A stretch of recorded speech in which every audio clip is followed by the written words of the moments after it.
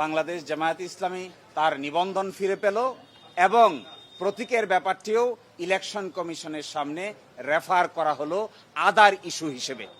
এই জন্য আমরা মামলার শর্ট অর্ডার চেয়েছি।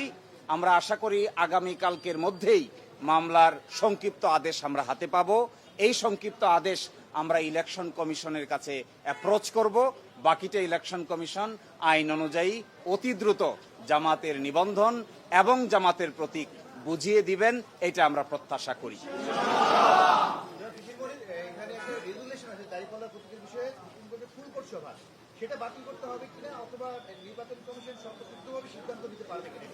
যে আজকে যে ডাইরেকশন দিয়েছেন আপিল বিভাগ, সেই ডাইরেকশনে বলেছেন জামাতের রেজিস্ট্রেশন এবং অন্য কোনো ইস্যু যদি ইলেকশন কমিশনের সামনে থাকে তাহলে যেন ইলেকশন কমিশন এটা ডিসপোজ করে। এই অন্য ইস্যু বলতে আমরা বোঝাচ্ছি এটি হলো প্রতীক সংক্রান্ত ইস্যু। আমরা আশা করি ইলেকশন কমিশন নিবন্ধনের ইস্যু নিষ্পত্তি করবেন, একই সাথে অন্য ইস্যু হিসেবে দাঁড়িপাল্লা প্রতীকের ব্যাপারটিও নিষ্পত্তি করবেন।